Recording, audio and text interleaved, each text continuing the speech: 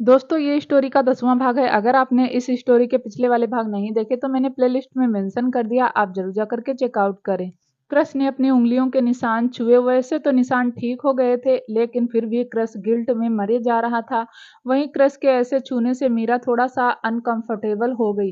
Cross ने मीरा को पलट कर उसकी आंखों में देखा जो हल्की सी नम हो गई थी। मीरा ने धीरे से कहा, मैं जाऊं? क्रस ने ना में गर्दन हिला दी। क्रस ने मीरा की कलाई पकड़ी और उसे लेकर सोफे के पास आया।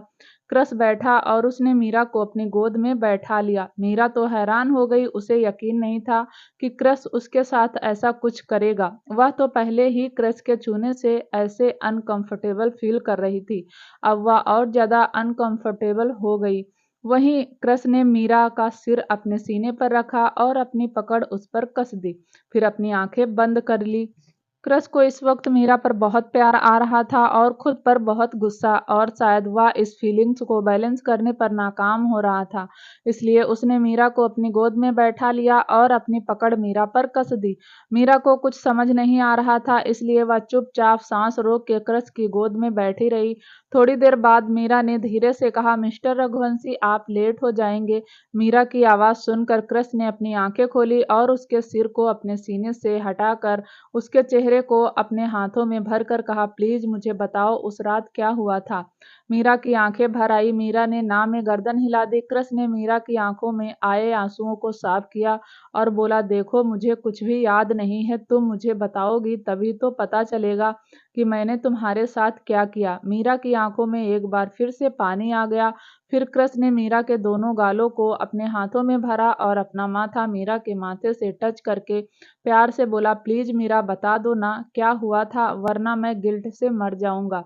इतना तो मुझे भी पता है कि मैंने तुम्हारे साथ कुछ गलत नहीं किया, लेकिन इतना जानता हूँ कि कुछ गलत भी किया है जिस वजह से तुम इतना डरती हो। क्रस मीरा की आंखों में देखा और फिर मीरा की आंखें छलकने के लिए तैयार थी। उसने एक बार फिर कहा, प्लीज मीरा। मीरा बोली, उस दिन आपने फ्लैशबैक, क्रस होटल में अपने क्लाइंट के साथ था और वह उनके साथ मीटिंग कर रहा था।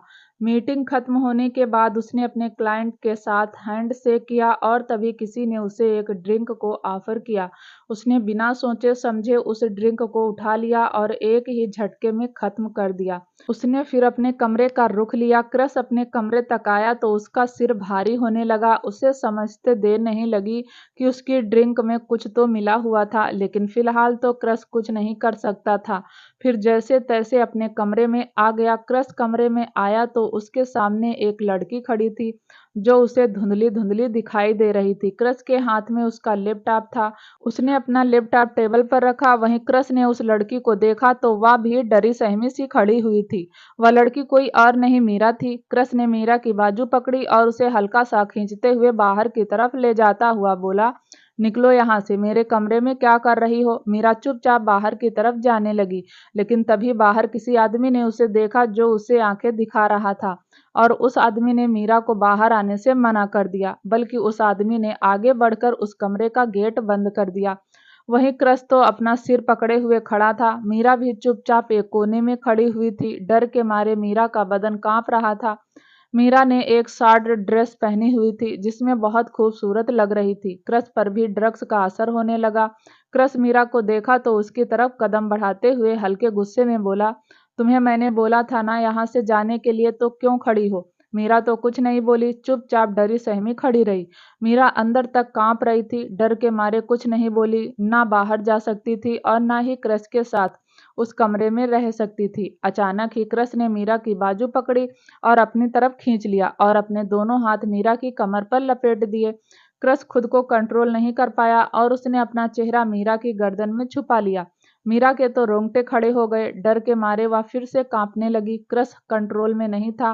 धीरे धीरे मीरा के गर्दन पर किस करने लगा। अचानक ही क्रस को महसूस हुआ कि वह गलत कर रहा है। उसने फिर से मीरा को खुद से दूर धकेलते हुए चिल्लाते हुए कहा, मैंने कहा ना यहाँ से चली जाओ, वरना मेरे हाथों कुछ गलत हो जाएगा, बर्बाद हो जाओगी, जाओ यहाँ से। लेकिन मीरा कहाँ जाती, इसलिए नम आंखों से चुपचाप खड़ी रही। क्रस से एक बार फिर बर्दाश्त नहीं हुआ। उसने फिर से मीरा का हाथ पकड़ा और उसे अपनी तरफ खींचकर फिर से उसे गले लगा लिया। इस बार क्रस मीरा के होठों को कैप्चर कर लिया और मीरा तो जैसे एकदम से ठंडी पड़ गई। क्रस मीरा को किस कर रहा था और मीरा उसे तो समझ ही नहीं आ रहा था उसके साथ क्या हो रहा है। और तभी क्रस अपने कंट्रोल से बिल्कुल बाहर हो गया। उसने मीरा को पकड़ा और झट से उसे घुमा दिया और उसकी ड्रेस की जिप खोलने लगा और अपने दांत उसकी कमर में गड़ा दिए। मीरा रोने लगी। मीरा फिर उसको खुद से दूर करने की कोशिश करने लगी, लेकिन क्रस खुद ही अपने आपे में नहीं था। वह तो मीरा की कोशिशों को क्या ही समझता। वह तो बस मीरा की कमर को नोचने काटने में लगा हुआ था। क्रस मीरा की ड्रेस थोड़ी और नीचे खिसकाने की कोशिश की तो मीरा का रोना और तेज हो गया। उसने मीरा को अपनी तरफ घुमाया और खींचकर एक चाटा मीरा के गाल पर मार दिया।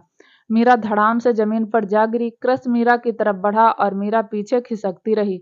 मीरा हाथ जोड़कर बोली, प्लीज सर, माफ कर दीजिए सर, प्लीज सर, ऐसा मत कीजिए सर, प्लीज ऐसा मत कीजिए। लेकिन क्रस उसे तो कुछ होश ही नहीं था। क्रस मीरा के पास आया और उसने मीरा के बालों को पकड़कर खड़ा किया और एक बार फिर अपने होंठ मीरा के होंठों पर रख दिए। मीरा क्रस को मारने लगी, लेकिन उसको कोई फर्क नहीं पड़ रहा था। उसे तो फिलहाल मीरा की जरूरत थी और वह अपनी जरूरत पूरी भी कर रहा था। क्रस झटके से मीरा को छोड़ा और मीरा दीवार से जा लगी।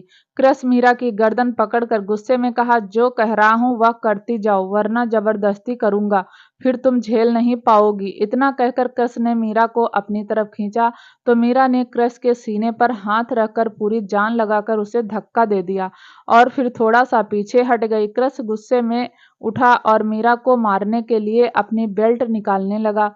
मीरा का रोना और तेज हो गया। क्रस ने बेल्ट निकाली और अपने हाथ पर लपेट कर नशे में मीरा को मार दी। मीरा को एक ही बेल्ट लगी थी और मीरा की तो चीख निकल गई।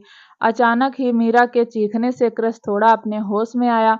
उसने मीरा को देखा और अपने हाथ से बेल्ट को उसने फेंक दिया।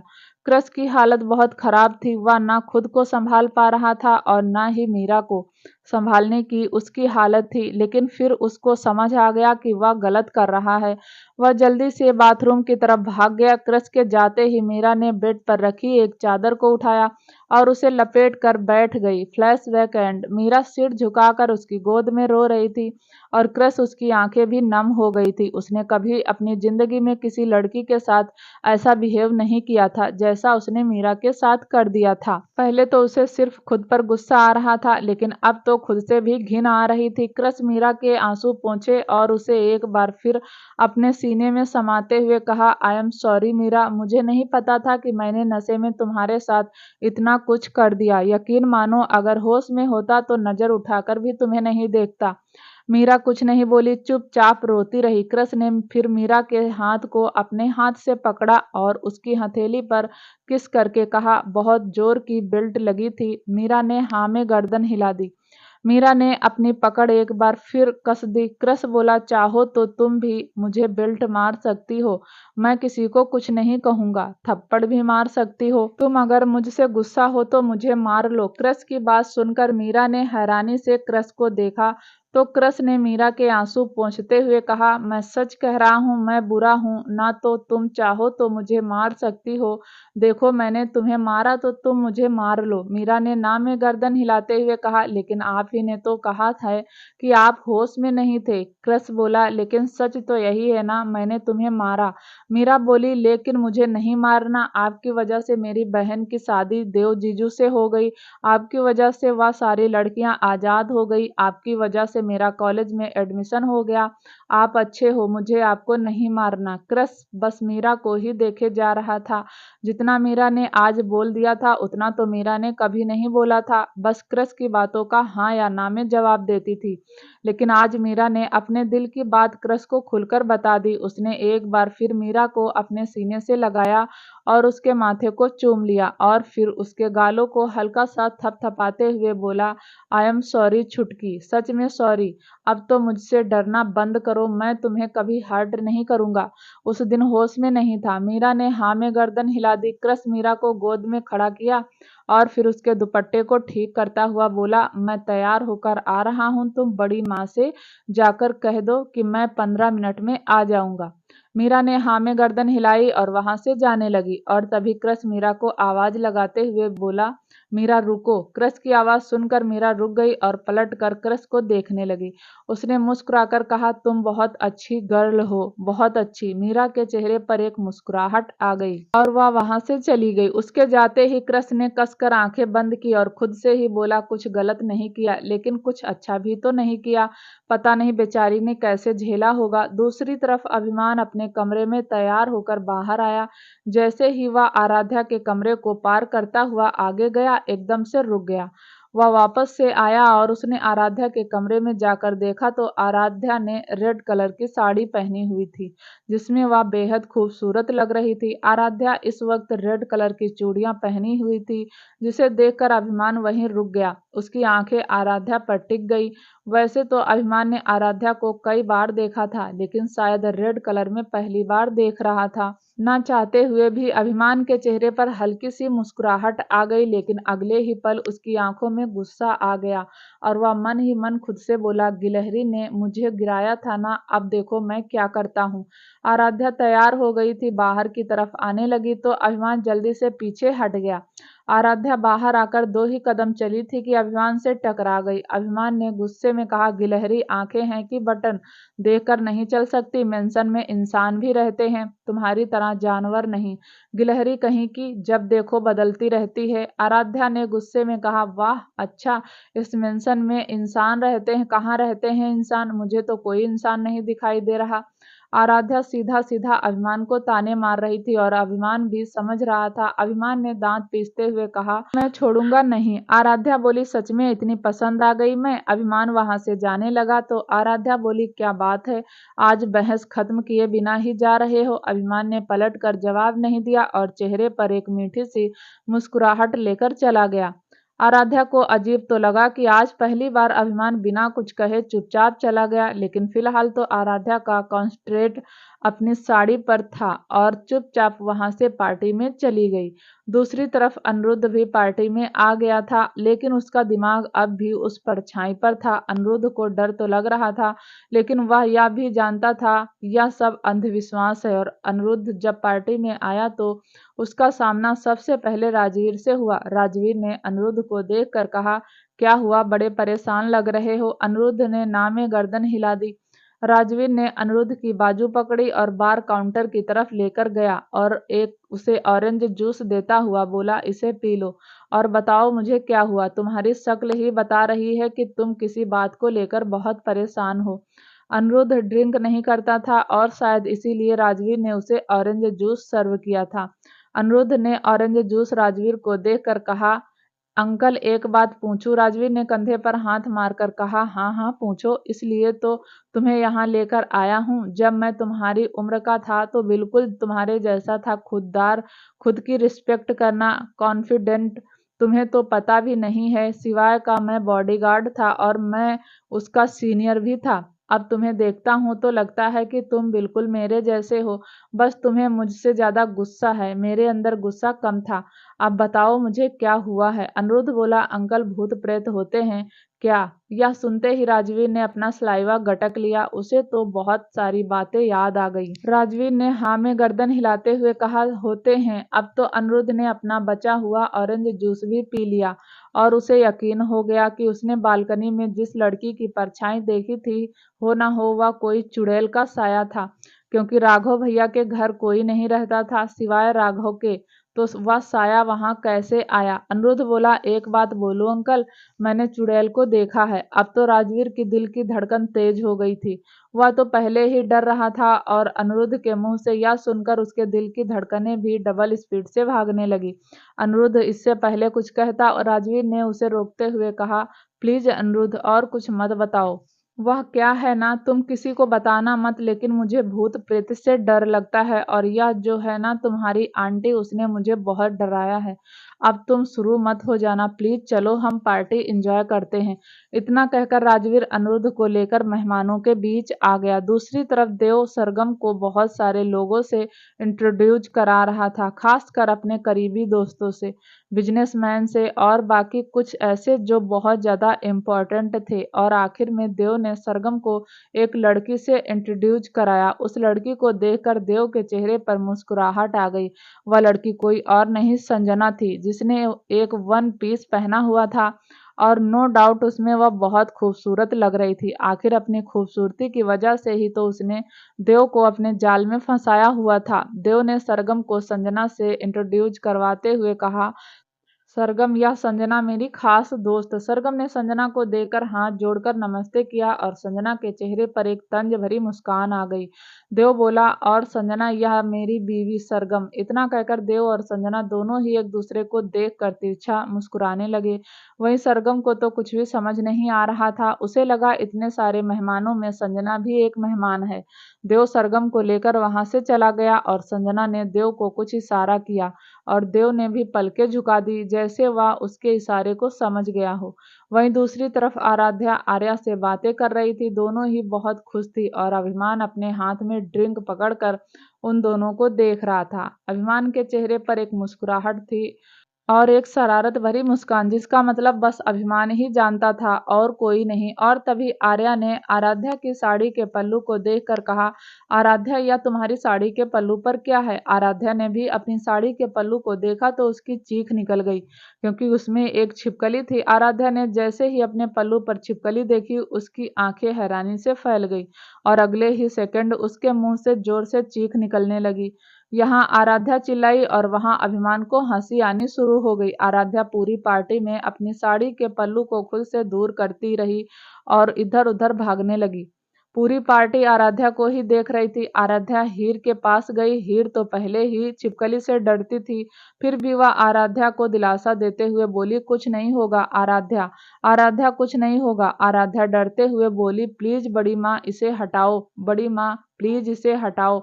वहीं अभिमान, उसका तो हंस हंस कर बुरा हाल हो रहा था। अभिमान को हंसता हुआ देखकर शिवाय के चेहरे पर भी मुस्कुराहट आ गई। पता नहीं शिवाय ने कितने सालों बाद अभिमान को ऐसे हंसता हुआ देखा था। वैसे भी यह सारा कांड अभिमान ने ही किया था, तभी तो उसके चेहरे पर मीठी सी मुस्कुराहट चिपक गई थी और वह बस आराध्या का रिएक्शन देखना चाहता था। और फाइनली वह पूरी पार्टी में आराध्या का रिएक्शन देख रहा था। आखिर अभिमान की हंसी एकदम से रुक गई, क्योंकि आराध्या युग के पास चली गई और लगभग युग के सीने से चिपकती हुई बोली, युग प्लीज इसे हटा दो, युग प्लीज इसे हटा दो, युग प्लीज हटा दो, प्लीज प्लीज प्लीज। युग ने आराध्या को संभालते हुए कहा, हाँ बस हटा रहा हूँ, देखने तो दो, लेकिन तुम एक जगह खड़ी तो हो जाओ, तुम तो उछल रही हो। अगर ऐसे ही चलती रहोगी तो मैं छिपकली को कैसे हटाऊंगा। इतना कहकर युग ने आराध्या की कमर पर एक हाथ लपेट दिया और दूसरे हाथ से उसके पल्लू को देखा, जिसमें एक छिपकली चिपकी हुई थी। वहीं यह नजारा देखकर अभिमान के तो सीने में जैसे आग लग गई। युग का आराध्या की कमर पर हाथ लपेटना जैसे उसे बिल्कुल रास न आया हो। उसके हाथ में जो गिलास था, उसकी पकड़ उस पर कस गई और आंखों में गुस्सा उतर आया। वहीं युग ने जब आराध्या का पल्लू देखा तो उसे भी हंसी आ गई और उसने नकली छिपकली की पूंछ पकड़कर आराध्या को दिखाते हुए कहा, यह नकली है, किसी ने जानबूझकर तुम्हारे पल्लू में बांध दी। उस छिपकली को देखकर आराध्या ने गुस्से में अभिमान को देखा, क्योंकि वह जानती थी कि अभिमान के अलावा यह कोई नहीं कर सकता।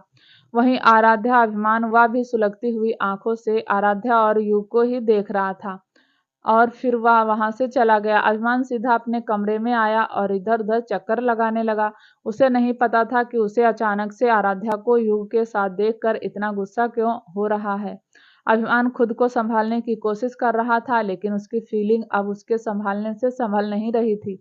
अभिमान ने गुस्से में टेबल पर रखा हुआ एक वास उठाया और उसे जमीन पर दे मारा और फिर से अपने गुस्से को कंट्रोल करने की कोशिश करने लगा। वहीं आराध्या हाथ बांधे खड़ी हुई थी।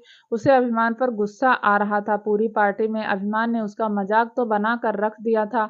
आराध्या भी मन ही मन खुद से बोली, अभिमान, रघुवंशी छोड़ूंगी नहीं। थोड़ी देर बाद आराध्या के मोबाइल में एक मैसेज आया। आराध्या ने मैसेज रीड किया और क्रश की तरफ देखा तो क्रश ने आंखों से इशारा किया और आराध्या ने नामे गर्दन हिलाते हुए आराध्या ने अनिरुद्ध को देखा, जो किसी बिजनेस टाइकून से बातें बातें कर रहा था।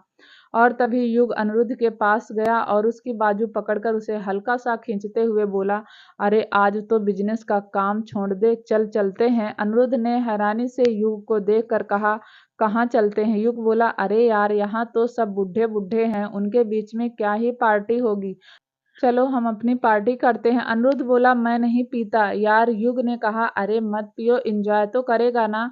आज चल, आज तेरी सेटिंग करवा देता हूँ किसी लड़की से। इतना कहकर युग हंसने लगा और युग की बात पर अनिरुद्ध भी हंसता हुआ बोला, पहले खुद की सेटिंग तो कर ले। युग और अनिरुद्ध एक दूसरे की खिंचाई करते हुए मेंशन की छत पर चले गए, जहां जूनियर रघुवंशी ने पार्टी का अरेंजमेंट किया हुआ था। वह सारा अरेंजमेंट क्रस ने किया था और क्रस ही सबको वहां बुलाकर लाया था। देव सरगम के साथ वहां आ गया था और बाकी जूनियर रघुवंशी के कुछ दोस्त थे, सब वहां मौजूद थे। अभिमान गुस्से में अनिरुद्ध को देख रहा था और अनिरुद्ध भी गुस्से में अभिमान को ही देख रहा था, लेकिन फिलहाल सिचुएशन को समझते हुए दोनों ने ही अपने गुस्से को कंट्रोल कर लिया। थोड़ी देर बाद वहां सब सरगम और देव को डांस करने के लिए अप्रोच करने लगे। देव मना नहीं कर पाया और सरगम का हाथ पकड़कर डांस फ्लोर पर आ गया और दोनों ही डांस करने लगे। सरगम और देव को संजना देख रही थी और संजना को क्रस और युग देख रहे थे। क्रस बोला, इसे तो इनवाइट नहीं किया था, यह क्यों आ गई? युग ने कहा, देव के अलावा और कौन बुलाएगा, और यह भी इतनी बेशरम है कि आ गई। क्रस ने कहा, यार इसके अंदर देव के लिए थोड़ा भी प्यार होता ना तो अब तक देव और सरगम को देखकर जल भुन गई होती, लेकिन प्यार व्यार कुछ नहीं करती, बस देव के पैसे पर ऐश करना चाहती है। अगर यह खुलकर बोले तो मैं 10 करोड़ इसके मुंह पर मारूं और इसे हमेशा के लिए देव की जिंदगी से जाने के लिए कह दूं। युग बोला, नहीं, या नहीं जाएगी, क्योंकि यह तो मोटा हाथ मारने की सोच रही है। देव और सरगम डांस कर रहे थे। जहां सरगम थोड़ा खुश थी, उसने सोचा भी नहीं था कि उसका यह रिश्ता पता नहीं कब तक टिकेगा। और देव अब डांस तो सरगम के साथ कर रहा था, लेकिन उसकी नजरें संजना पर थी। बेशक देव संजना की हकीकत नहीं जानता था, लेकिन देव का प्यार संजना के लिए बहुत प्योर था। थोड़ी देर बाद देव और सरगम दोनों ही डांस करते हुए रुक गए और सब ने देव और सरगम के लिए क्लैपिंग की। उसके बाद उसने अनाउंसमेंट करते हुए सबको डांस करने के लिए अप्रोच किया और कोई भी क्रस की बात टाल नहीं पाया और सब डांस करने लगे। युग सीधा संजना के पास गया, क्योंकि वह जानता था अगर उसने संजना के साथ डांस नहीं किया तो वह देव से चिपकती रहेगी, और देव से चिपकने का मतलब है सरगम का दिल टूटना। और फिर क्रस और युग दोनों ही सरगम का दिल टूटना देख नहीं सकते थे। कहीं ना कहीं सरगम ने अपने लिए सबके दिल में जगह बना ली थी। क्रस मीरा को डांस के लिए पूछा और मीरा ने तो मुस्कुराकर क्रस के हाथ पर अपना हाथ रख दिया और वह दोनों बहुत प्यार से डांस करने लगे। क्रस को मीरा पर बहुत प्यार आ रहा था और खुद पर गुस्सा। हालांकि वह जितना उस बात को भूलने की कोशिश करता, उतना ही उसके दिमाग में वह सारी बात याद आती, लेकिन फिर भी उसे मीरा को लेकर कहीं ना कहीं फीलिंग आ रही थी। अनिरुद्ध, आराध्या और अभिमान तीनों ही खड़े हुए थे। क्रस ने कई बार अभिमान को डांस करने के लिए कहा, लेकिन अभिमान किसी लड़की के साथ डांस नहीं करना चाहता था और जिसके साथ डांस करना चाहता था उस लड़की को एटीट्यूड दिखा रहा था। और तभी आराध्या बोली, चलो ना भाई, हम डांस करते हैं। अनिरुद्ध ने हल्का सा हंसकर कहा, आराध्या मुझे डांस करना नहीं आता, मैं डांस नहीं कर सकता।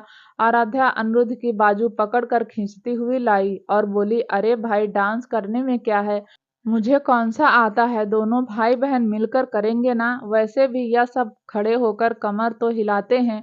आराध्या की बात पर अनिरुद्ध हंसने लगा। फिर वह दोनों ही डांस फ्लोर पर आ गए और थोड़ा थोड़ा डांस करने लगे। आराध्या अनिरुद्ध को डांस सिखा रही थी और अनिरुद्ध सीखने की कोशिश भी कर रहा था, जबकि आराध्या को तो खुद डांस नहीं आता था। अभिमान दोनों भाई बहन को देख रहा था।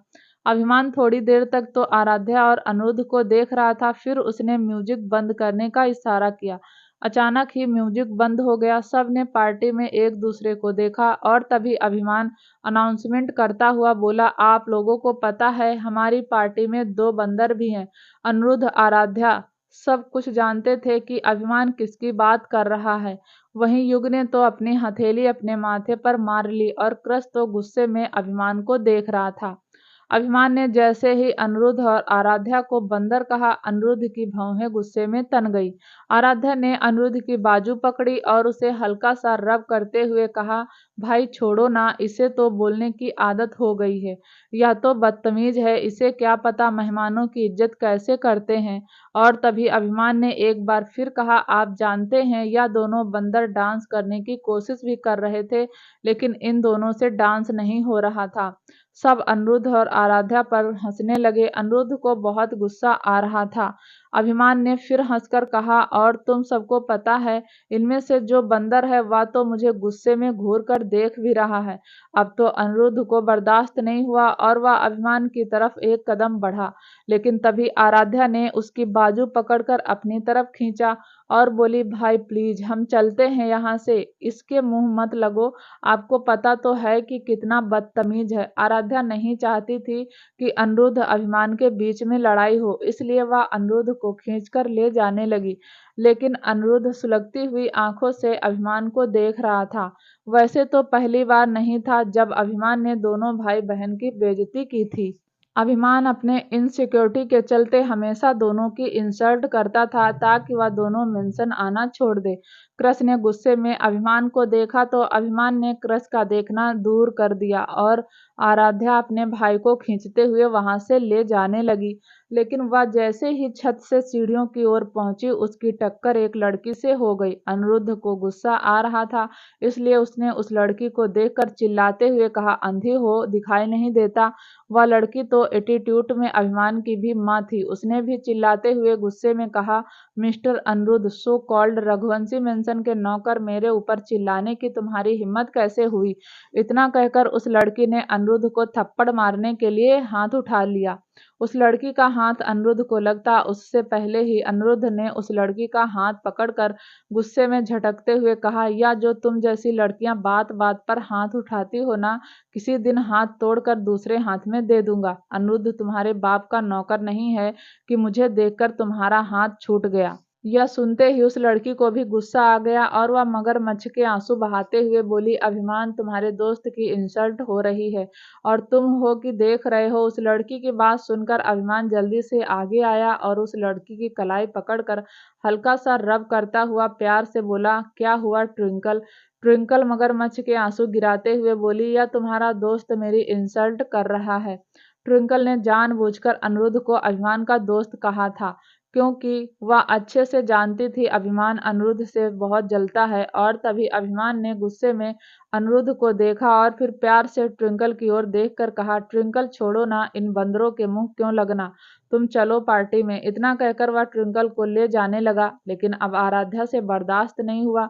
आराध्या ने गुस्से में कहा, सही कहा तुमने अभिमान, हम बंदर ही हैं, आखिर बंदर ही तो बंदरों को इनवाइट करते हैं। अभिमान चलते हुए रुक गया और वापस से पलटकर आराध्या को देखकर बोला, तुम और तुम्हारा घटिया भाई निकलो हमारी पार्टी से।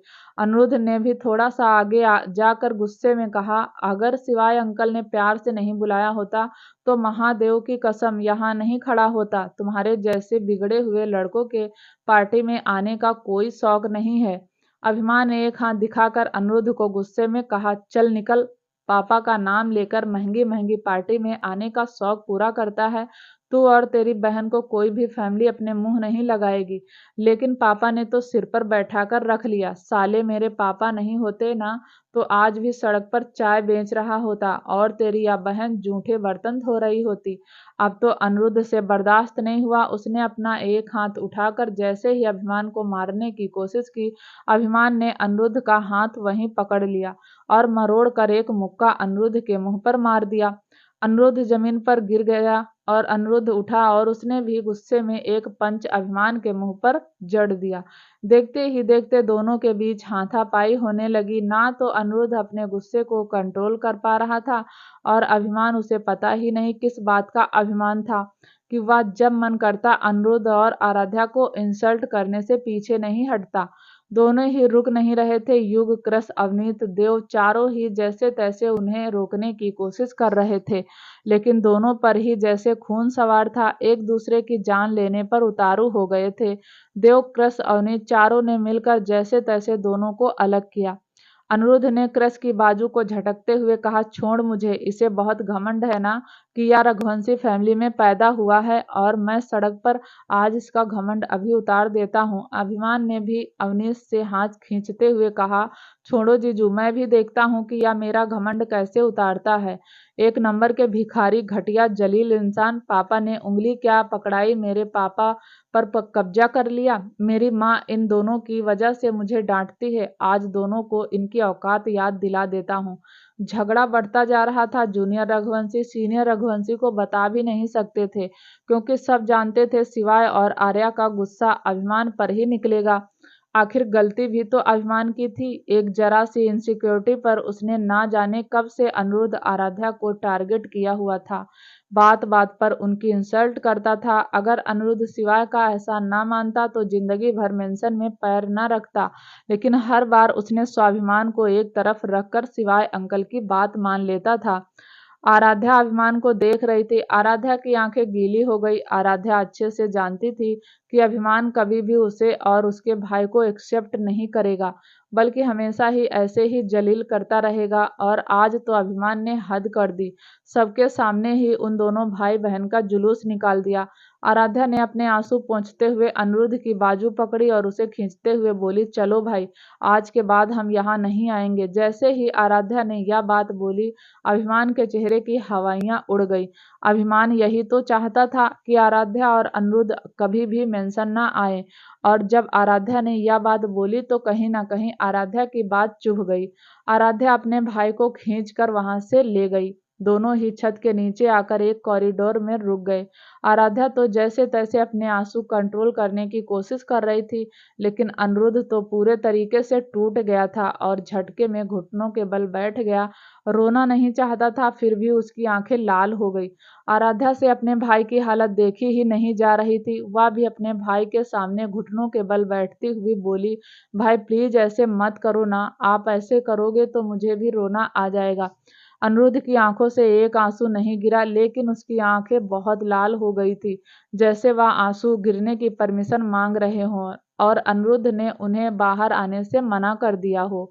अनिरुद्ध अपने आंसू कंट्रोल करता हुआ बोला, मैं ठीक हूँ, चलो नीचे चलते हैं, और वहां से चला गया। उसके जाते ही आराध्या, जो कि कब से अपने आंसू को कंट्रोल करने की कोशिश कर रही थी, वह भी वहीं बैठकर फूट फूट कर रोने लगी। वह अपने भाई को ऐसे नहीं देख सकती थी। बचपन से लेकर अब तक अनिरुद्ध ने ही तो आराध्या को संभाला था, और आज अभिमान की वजह से अनिरुद्ध हर्ट हो गया था। अनिरुद्ध खुद को संभालता हुआ नीचे गया। नीचे सीनियर रघुवंशी आपस में बातें कर रहे थे। अनिरुद्ध ने आज इतनी बड़ी पार्टी में अकेलापन महसूस किया था। अनिरुद्ध बार काउंटर पर गया, उसने एक बोतल उठाई और वहां से चला गया। अनिरुद्ध ड्रिंक नहीं करता था, लेकिन आज अभिमान जो पार्टी में उसके साथ किया, उसके चलते तो वह बहुत ज्यादा टूट गया था, और शायद आज पहली बार अनिरुद्ध ड्रिंक करने वाला था। आराध्या बड़ी सी बालकनी से अनिरुद्ध को देख रही थी।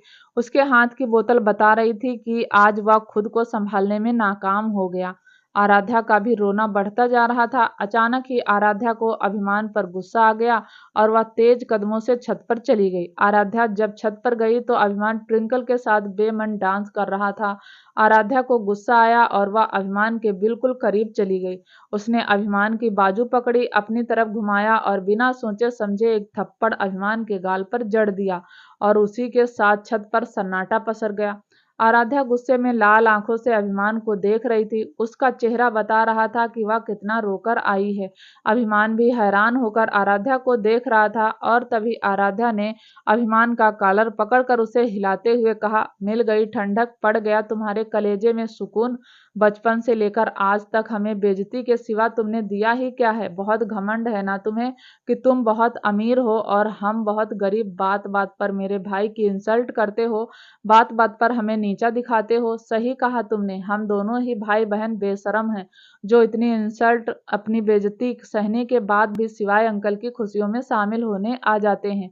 क्रश आराध्या को समझाने के लिए 2 कदम आगे आया तो आराध्या ने क्रश को हाथ दिखाकर रोकते हुए कहा, बस कृष भैया, एक और बार आप अपने भाई की तरफदारी नहीं करेंगे। आप अच्छे से जानते हो कि अभिमान ने बचपन से लेकर आज तक हमें ताने के सिवा कुछ नहीं दिया। बहुत इनसिक्योरिटी होती है ना इसे, कि सिवाय अंकल कहीं हमें ना प्यार करने लगे। आराध्या ने गीली आंखों से एक बार फिर अभिमान को देखा और उसका कॉलर पकड़कर हिलाते हुए कहा, बताओ अभिमान, किस बात की इनसिक्योरिटी होती है? क्या सिवाय अंकल ने अपनी पूरी प्रॉपर्टी हमारे नाम कर दी? उन्होंने 2 बार प्यार से हमारे सिर पर हाथ क्या रखा? तुम्हारा तो दिल जल गया। उन्होंने 2 बार हमें प्यार से बेटा क्या कहा? तुम्हें इनसिक्योरिटी होने लगी। आर्या आंटी ने मुझे बेटी क्या समझा? तुम्हें मुझसे जलन होने लगी। एक बार भी तुमने सोचा कि हम दोनों भाई बहन बिना प्यार के कैसे रह रहे हैं? तुम्हारे पास तो पूरी फैमिली है, भाई है, बहन है, चाचा है, चाची है, बड़ी माँ है, बड़े पापा हैं और सब कुछ। कभी सोचा कि हम दोनों भाई बहन के पास क्या है?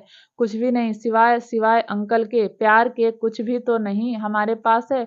और उसके सहारे हम दोनों भाई बहन बड़े हो गए, लेकिन आज तुम्हारी कड़वी बातों की वजह से भाई टूट गया। अभिमान कुछ बोल नहीं रहा था। कहीं ना कहीं आराध्या को ऐसे देखकर अभिमान को दुख हो रहा था। अभिमान ने गुस्से में वह सब कुछ कर तो दिया, लेकिन कहीं न कहीं उसे इस बात का गिल्ट था कि उसने गलत कर दिया। आराध्या ने अभिमान को उँगली दिखाकर कहा, बहुत शौक है ना तुम्हें हमें मेंशन से निकालने का? तुम्हारा शौक पूरा कर देती हूँ। मैं तुमसे वादा करती हूँ, आज के बाद मैं और मेरा भाई मेंशन में पैर नहीं रखेंगे। इतना कहकर आराध्या ने अभिमान की कॉलर छोड़ी और अपने आंसू पोंछते हुए वहां से जाने लगी। और तभी अभिमान के दिल ने अचानक से कहा, मैं भी वादा करता हूँ तुम्हें हमेशा के लिए इस मेंशन में लेकर आऊंगा।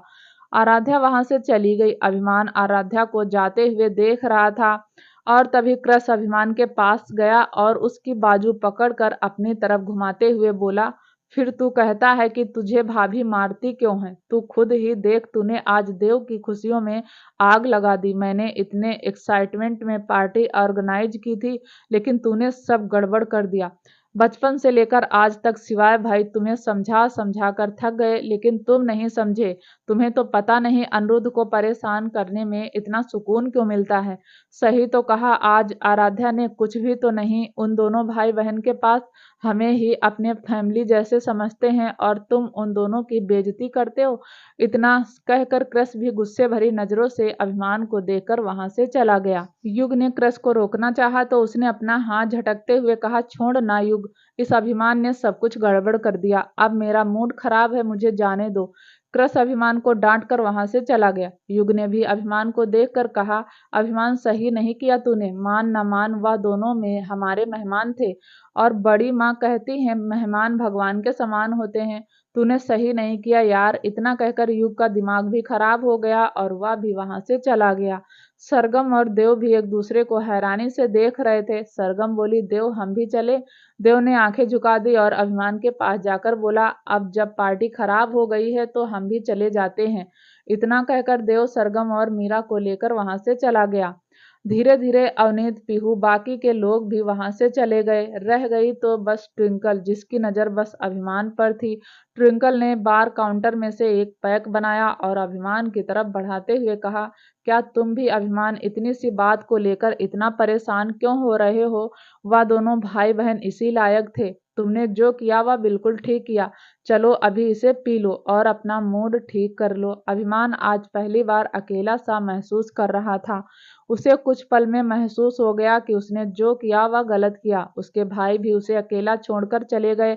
अभिमान ने बिना सोचे समझे लेकिन ट्विंकल से वह ड्रिंक ली और पी ली। उसका दिमाग अभी ठीक नहीं था और तभी वहां बारिश होने लगी। अभिमान बारिश में भीग रहा था और साथ में ट्विंकल भी भीग रही थी।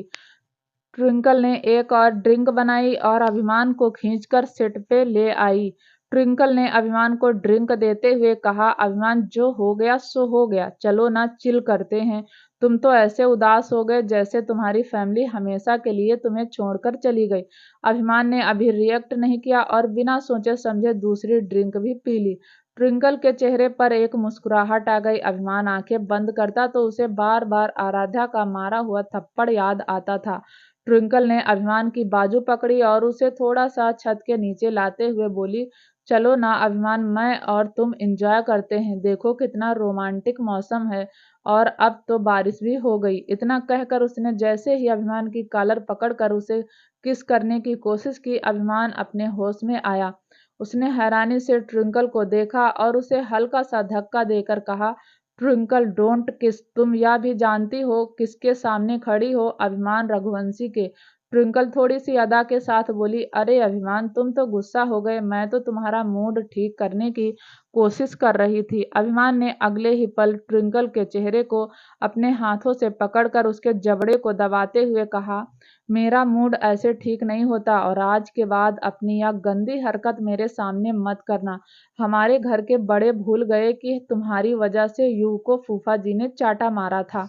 लेकिन मैं नहीं भूला। इससे पहले कि मेरा दिमाग घूम जाए और मैं युग के थप्पड़ का जवाब ले लूं, निकलो यहाँ से। इतना कहकर अभिमान ने ट्विंकल के चेहरे को झटक दिया और ट्विंकल हैरानी से अभिमान को देखने लगी। अभिमान वहां से ट्विंकल को गुस्से में घूरकर चला गया और पीछे पीछे ट्विंकल भी जाते हुए बोली, अभिमान देखो, कह रही हूँ मेरे साथ बदतमीजी की थी इसलिए अंकल ने उसे थप्पड़ मारा। मैं उस टाइप की लड़की नहीं हूँ, मैं तो हमेशा से ही तुम्हें पसंद करती हूँ। लेकिन अभिमान तो ट्विंकल की बात सुन ही नहीं रहा था। ट्विंकल उसके पीछे पीछे भाग रही थी और अपनी सफाई देने की कोशिश कर रही थी। तभी ट्विंकल ने अपने हाथ पर किसी का हाथ महसूस किया। ट्विंकल की बाजू किसी ने पकड़ कर खींच ली। ट्विंकल ने उस लड़के को देखा तो हैरान हो गई। यह लड़का कोई और नहीं, युग था। युग ने हाथ बांध कर कहा, अगर वह अकेला रहना चाहता है तो तुम क्यों नागिन की तरह उसके पीछे पीछे जा रही हो? ट्विंकल भी हाथ बांधकर बोली, मिस्टर युग, तुम्हें नहीं लगता कि तुम मेरी और अभिमान के बीच में कुछ ज्यादा ही आते हो? उस दिन भी तुम ही बीच में आए थे, वरना राजवीर अंकल तुम्हें थप्पड़ नहीं मारते। युग ने अगले ही पल ट्विंकल का गला पकड़ते हुए कहा, ट्विंकल, तुम्हें नहीं लगता कि तुम हमारे ही घर में खड़ी होकर जरूरत से ज्यादा बकवास करती हो? ट्विंकल खांसने लगी, लेकिन युग को फर्क नहीं पड़ रहा था। उसने ट्विंकल का गला कुछ ज्यादा ही कसकर दबा दिया तो उसने ट्विंकल को छोड़ दिया और ट्विंकल अपना वेट संभाल नहीं पाई और धड़ाम से जमीन पर गिर पड़ी। युग पंजों के बल ट्विंकल के पास बैठता हुआ प्यार से बोला, देखो, इंसान चाहे जैसा भी हो, उसे अपनी सही जगह मिल ही जाती है, जैसे तुम्हें मिल गई। तुम इतनी गिरी हुई हो कि मैं तुम्हें बता भी नहीं सकता। तो अपनी औकात में रहो और उठने की कोशिश करना, वरना हम भाइयों का दिमाग घूम गया ना तो तुम्हें तुम्हारे बाप के साथ तुम्हें भी मेंशन से हमेशा के लिए रवाना कर देंगे, समझी? इतना कहकर युग भी वहां से चला गया और ट्विंकल युग को गुस्से में जाते हुए देख रही थी। ट्विंकल खड़ी हुई और अपने पैर को हल्का सा रब करते हुए बोली, ट्विंकल अपनी बेइज्जती का बदला तो लेकर रहेगी जूनियर रघुवंशी। अगर मैंने भी तुम सबको तुम्हारी ही फैमिली की नजरों में ना गिराया तो मेरा नाम भी ट्विंकल नहीं। वहीं दूसरी तरफ अभिमान आराध्या को ढूंढ रहा था। उसने पूरा मेंशन देख लिया था, लेकिन उसे आराध्या कहीं नहीं मिली। अभिमान के अंदर अभी इतनी अक्कड़ थी कि उसने किसी से पूछा भी नहीं कि आराध्या कहाँ है। अभिमान आराध्या को ढूंढते ढूंढते थक गया। उसने भी एक बोतल उठाई और अपने कमरे में चला गया। अभिमान कमरे में खड़ा हुआ ठंडी हवाओं के झोंकों को महसूस कर रहा था। उसके हाथ में जो बोतल थी वह उसने पूरी खत्म कर दी। आज जो जो हुआ वह सब अभिमान के दिमाग में चल रहा था। अभिमान पूरी तरीके से नशे में मदहोश हो चुका था। उसका दिमाग काम नहीं कर रहा था। उसके दिमाग में बस एक ही चीज चल रही थी कि आराध्या कहाँ है। वह किसी भी हालत में आराध्या को मेंशन से जाने नहीं देना चाहता था। शायद आज अभिमान की दिल की फीलिंग खुलकर बाहर आ रही थी। अचानक ही अभिमान की लेफ्ट आंख से आंसू बह गया। उसने अपने हाथ से आंसू साफ किया और एक बार फिर आराध्या को ढूंढने के लिए कमरे से बाहर निकल गया। सारे कमरे देखने के बाद फाइनली उसने स्टोर रूम का गेट खुला हुआ देखा।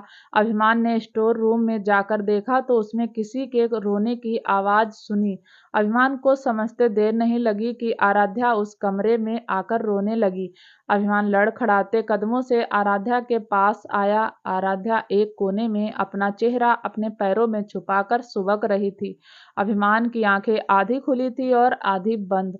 अभिमान आराध्या के पास बैठ गया और उसने अपना एक हाथ उठाकर आराध्या के बालों को छूते हुए बोला, या दिल है, रो क्यों रही हो? आराध्या ने गर्दन उठाकर देखा तो अभिमान पूरे नशे में था और आराध्या को देख रहा था। आराध्या ने अपने आंसू पोंछे और हल्के गुस्से में बोली, अब क्यों आए हो? जाओ यहाँ से। तुम तो मुझे यहाँ से भगाने वाले हो ना? तो मैं हमेशा के लिए यहाँ से चली जाऊंगी, कहकर आराध्या उठने लगी। लेकिन वह पूरी तरीके से उठती उससे पहले ही अभिमान ने आराध्या की कलाई पकड़कर वापस से उसे वहीं बैठा दिया। आराध्या गुस्से में बोली, अभिमान मेरा हाथ छोड़ो, तुम नशे में हो। अभिमान ने आराध्या की गर्दन में अपना चेहरा छुपाते हुए कहा, आई एम सॉरी। यह सुनते ही आराध्या के रोंगटे खड़े हो गए। उसने तो सपने में भी नहीं सोचा था कि अभिमान अपने किए पर पछताएगा और उससे सॉरी भी बोलेगा। लेकिन अगले ही पल आराध्या को महसूस हुआ कि अभिमान नशे में है।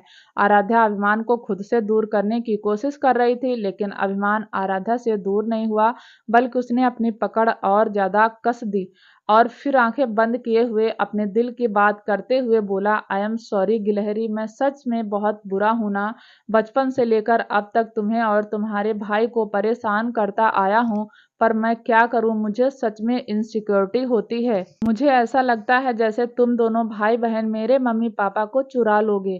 यह सुनते ही आराध्या की आंखें भी भर आई। आराध्या ने अभिमान को खुद से दूर किया और उसकी आंखों में देखकर बोली, अभिमान, हम क्या किसी के मम्मी पापा को चुराएंगे? हमारे तो खुद के मम्मी पापा भगवान ने चुरा लिया। तुम जानते हो, बचपन से लेकर अब तक मैंने भाई के अंदर ही मम्मी पापा को देखा है।